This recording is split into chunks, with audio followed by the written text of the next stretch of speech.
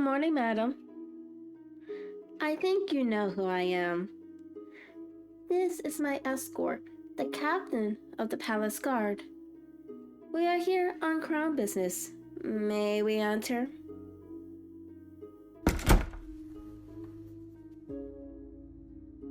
I'm afraid I need to skip the formalities. My business is pressing. A young stranger attended the ball this week. I am searching the kingdom for him. I believe he lives on this estate. No, not your sons. Please, don't bother calling them. I met both of them at the ball. The stranger is a completely different man. There is another man who lives on this estate, is there not? No, not a servant. A member of the family. I see. Madam, I've been to the parish church. The baptismal records confirm that a male child was born to the owner of this estate 19 years ago. There is no burial record for him. The marriage records show that you married his father 12 years ago.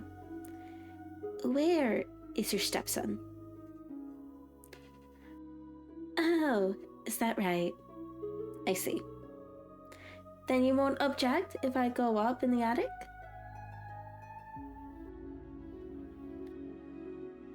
The attic, yes. I saw the door in the ceiling, down through the hall. It had a lock on it. Do you always lock your attic, madam? From the outside? Really? Oh my. How remarkable. As I was riding up to the estate, I'm certain that I saw a face in the attic window. The captain and his men said they saw it too. Tell me, madam, if I were to check the records in the Duke's treasury to see whether this estate had paid its taxes properly since your husband died 10 years ago, what do you think I would find?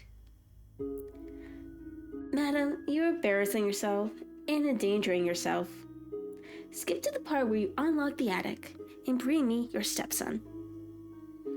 The captain here will assist you. 10 years of this. Do you think he endured 10 years under the thumb of that woman?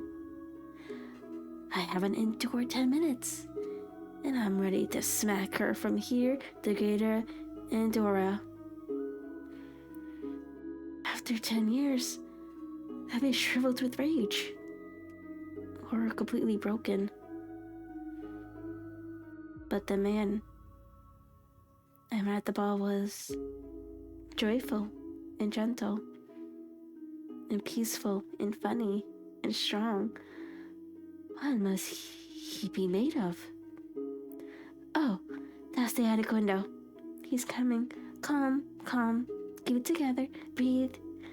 Just breathe. Merciful heaven. Look at the rag she gives him to wear, and yet he makes even the rags beautiful. Good sir, well met. It's lovely to see you again. Thank you so much. You are too kind, sir. Have you been well since we last saw each other? Oh, I'm so shy. It's perfectly normal for a princess to be acquainted with one of her own subjects. We met a month ago, I believe. I was out for a ride. A very long ride. I wanted the time to myself. And to be far away from the palace for a while. I came across you in the forest, about a mile west of here. Is it not so? Yes, you were chopping wood for kindling. As if you were some lowly servant. Not that you seemed to mind the hard work. You were enjoying it, and it certainly became you. Like me, you were glad to be outside. I think. And far away from your home for a while. But really, I am surprised we had never met until then. We should have known each other long ago. I mean, this is the largest estate in the domain of my uncle, the Duke. And you are the son of the previous owner, which I believe makes you the rightful heir to the entire estate. Is it not so, madam? Oh yes, I'm sure it's complicated. Inheritance law can be very complicated. Just like tax law. Sometimes it's simply impossible to be sure how much you're supposed to pay. Am I right? Good sir, I am delighted to see you again. It cheers me to hear that you are well. I declare, this estate seems to have an exquisite garden on the south side of the house. Would you do me the honor of showing it to me, sir? That sounds delightful. Thank you ever so much. Madam, your stepson and I will be taking a walk in the garden. While we are occupied, the captain here will consult with your household steward to see if we might help you figure out those complicated tax laws. Ta-da!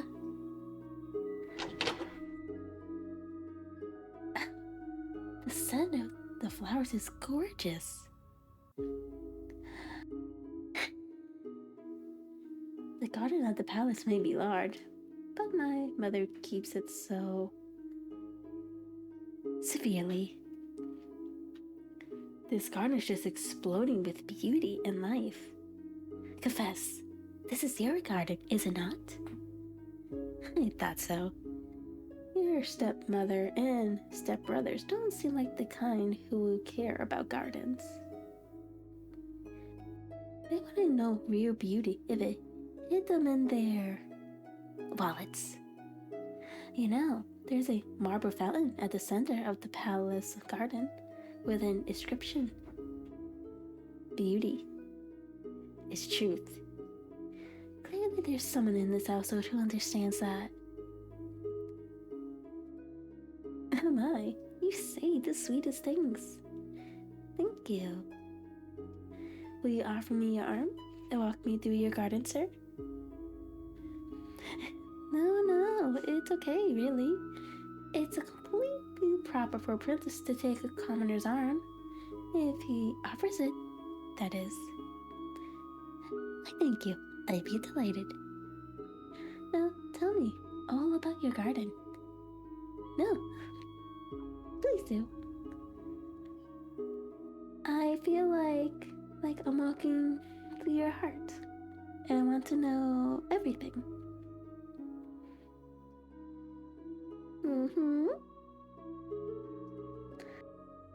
Lovely. I see. So, how long has the garden been here? She did? Really? So, your father put this garden for your mother. Oh, beautiful. He must have loved her very much. And I'm sure they loved you the same way. That's so sweet. For all my wealth and comfort in the palace, I would give anything to feel sure that my parents really loved me. And you should be so proud of how you've honored them by keeping this garden. You've kept them with you all these years. Your stepmother could lock up your body, but not your mind. Not the wishes you made in your dreams. Your work here is truly a marvel. What are these? I've never seen them before. Really? Tell me about them. Please? Oh, they're adorable. It's all perfectly arranged. I think it says a lot about someone if they know how to create beauty. Take my uncle's court tailor, for example, he has such a generous heart and he cares about people. When he sees someone being dreadfully mistreated, say someone he knows who lives on a nearby estate, he'll find a way to help. I think that's why he can create so much beauty in the clothes he makes. Because he has a good heart. Why, that tailor is so skilled. I bet he could take a young man who had been dressed in rags all his life and forced to live as a servant and dress that young man so finely that he could pass for a nobleman and sneak into a royal ball without an invitation, for example. Just hypothetically. Oh, I haven't known him long, less than a week. As soon as the ball was over, I started asking around. Is there a tailor in the kingdom so skilled he could make a commoner pass as a nobleman? And so generous that he'd be willing to. Everyone pointed me right to my uncle's tailor. So I went to meet him. He had a lot to tell me, such as what he knew about a certain person on this estate. Oh, he swore up and down that he didn't make those fine clothes the stranger wore to the ball, but obviously it had to be him. I mean, how else could a handsome stranger who isn't a nobleman possibly get himself dressed up like one? Fairy magic? He might as well have told me the stranger rode to the ball in a pumpkin. But the tailor did tell me exactly what was going on at this estate. How a certain young man was being cheated out of his inheritance. Yes, he's a very good man. I'll be ordering all my dresses and gowns for him from now on. So I think he's about to become a prosperous man as well. I've always felt that the royal family should try to help the virtuous and generous people in our kingdom move up in the world. Don't you agree? I wonder if there's anyone else that could help in that way. Why, look here. What a charming little copse. Over there, on the other side of the garden. Why, I believe a couple who walked into it will be completely alone. No one in the house or in the fields will be able to see what they were doing in there. They could do anything they wanted and be totally unseen. It's positively scandalous. As a representative of the royal family, I feel it is my duty to investigate this potential threat to the public morals of my kingdom. But of course, I shouldn't go in there alone. That would be dangerous. Would you accompany me? Oh, what a gentleman. Thank you, good sir. This is actually the second time in a week I have ventured into a scandalous private place with a handsome gentleman. At the royal ball, I met the most charming young man. My mother had been pressing me to dance with that awful prince from Leova. I had already danced with him twice, and only because mother made me. I couldn't take it. I made excuse and went out into the garden. Who would appear moments later but a dashing young man? He must have had his eyes on me in the ball, waiting for his chance. At the time, he thought I didn't recognize him, and I let him think so because I didn't know him yet, not well. I wanted to get to know him that night, and I did, as we walked into the garden. And then he brought me back to the ball and danced with me. He's not just brave, He's kind and funny and considerate, and he listened to me all night. He really listened to me, and he cared about me for who I really am. He's a good man with a good heart. The kind of man I want to marry if I had my choice. Yes, I know. It's unlawful for me to marry a commoner. But believe me, Amara won't let me forget it. She knows, they both know, how fragile the peace is. We're a small kingdom with ambitious neighbors. Sharon will take the first excuse it could get to swallow us up. My parents think the only hope is a marriage alliance with Larovia. They think if I don't marry that insufferable prince, our kingdom is doomed. What's that? Do you know that's the first time anyone has ever asked me what I think about it?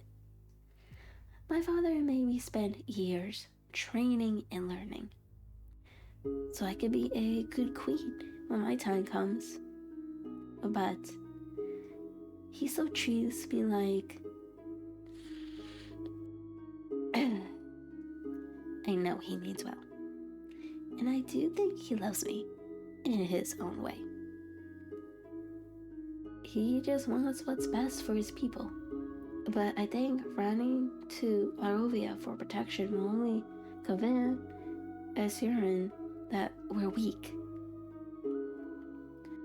That we're easy prey, waiting to be taken. Not to mention all our other neighbors who might have similar designs. And I think that if we end up dependent on Larovia, we'll be just as unfree, just as subjugated, as if Erzen had conquered us. And I'm not the only one who thinks so. My uncle has been warning my father about this for years. If not for him, I think I already have been forced to marry that prince. If I were queen, I'd show the world that our kingdom is strong enough to stand on its own feet. And I'd marry a handsome, deserving young man from our own people to show the world we have everything we need right here. We don't need anyone else's strength or anyone else's approval.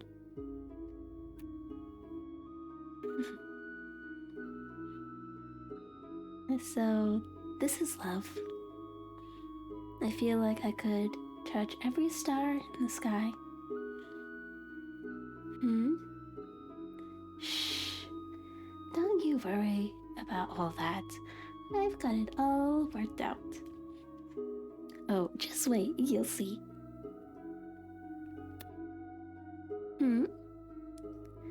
Definitely don't worry about your stepmother. I practically carry her around in my purse.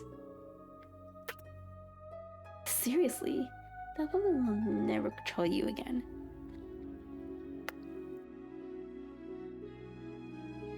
When we get back to the house, she's finished. Matter of fact, why don't we go back right now and break the bad news to her? Seeing that terrified look on her face is the only thing I enjoy as much as I enjoy kissing my handsome stranger from the ball. And I've got the rest of our lives together to do that. Alright, come on. Let's go. What's that? Well, my parents saw us dancing together, of course, and in the garden. So they confronted me the next morning. No, don't worry, it's a good thing. I was ready for them. I'd stayed up all night forming my plan, so we could be together. I made them a deal. They gave me 1 week to search the kingdom and find the mysterious stranger from the ball. If I can't find him, or if he turns out he he's someone I can't lawfully marry, I promise to marry the prince. And in return, they promise their consent for me to marry the stranger. If I find him and he's lawfully marriageable. My father knows all the noble families. He knows you're not a nobleman, so he thinks he can't lose. But I plan to surprise him. Oh, you'll see. As I said, you have to trust me. Oh, what a refreshing walk. Your garden is truly a wonder, madam. You must have a worthy gardener. I'm sure you value him highly.